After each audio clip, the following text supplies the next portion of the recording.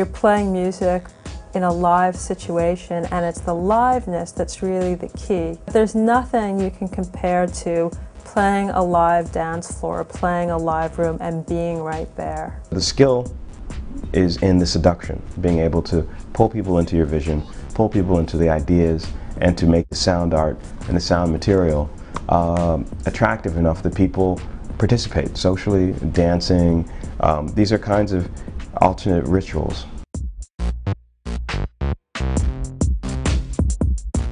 You all gather because you're there for a particular sound, a sound that's emerging or a sound that's established.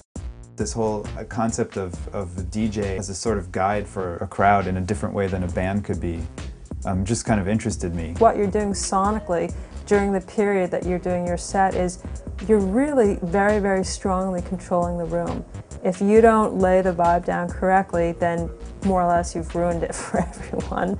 Traditional DJ kind of culture of performing, the concept is about making everything flow. And that's very different than bands, which kind of play, their song ends, everyone's like, yeah, and then they get to talk to the audience and be, oh, thanks everybody, our next song is this. But that's very different in DJ culture, where everything, the tradition is just to keep things flowing. And you don't really want to have things stop. The audience's relationship to the performer is always a kind of a loop, a kind of feedback mechanism. It's something that you're putting out energy, the audience is receiving the energy, they're sending it back. So you go from A and B back again. I'm a dancer, and when I go out, I want to hear music that makes me dance. I like to get down on the floor and hear and experience new music.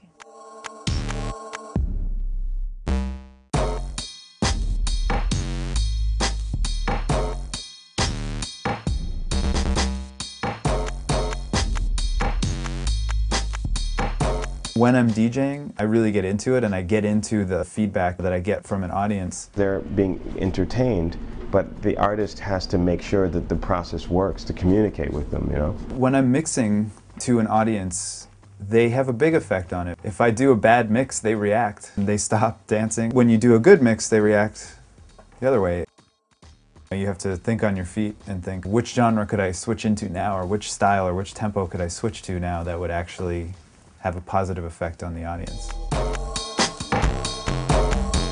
Mixing between the familiar and the unfamiliar, sort of creating a tension back and forth with an audience with that. I want it to have an accessible quality and a completely alien quality. And when you put those together, you create this really interesting tension and balance. The entertainment rests on playing with the audience's memories. It rests on playing with like what's recognizable in the mix.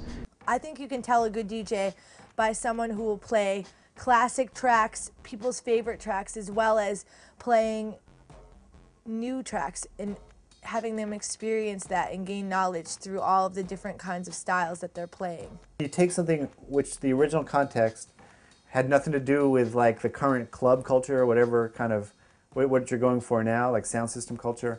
Maybe it's Appalachian, you know, banjo picking, and you take that and then put a fat beat under it. That to me is the real exciting science and art of making beats. I'm always DJing on the fly, doing an improvisation. There's a lot of concentration that has to happen. It's more like being like a jazz player. They're concentrating, they're like playing their instrument. I used to do this a lot when I started DJing. I would work out a whole set ahead of time. And then I came to the club, and even though I knew what record came next, I wasn't totally sure when I was going to drop, like how well I would do. So to me, there's always this excitement about it. So even if you think you got it all, you know, straight in your head, you still got to pull it off in a live context. And you know, otherwise you would just put it all on the computer or whatever and just press play on a CD, and then, you know, there's no performance there.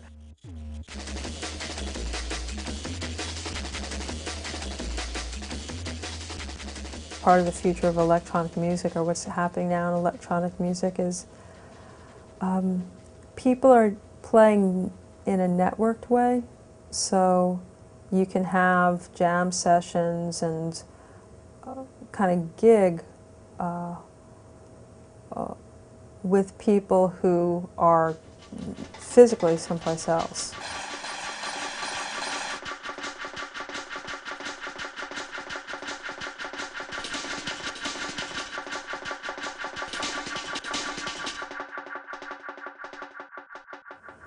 And I don't know if that makes things better, but it's certainly like a new twist, and it's fun. It's an exciting idea to think we can play together. And I've done a little bit of it where you kind of take, you figure out what your rules are of which part of the composition you're doing, or you're just listening and improvising with each other. And there are even greater possibilities in terms of what can happen with live music and kind of the history or the future of improvisation.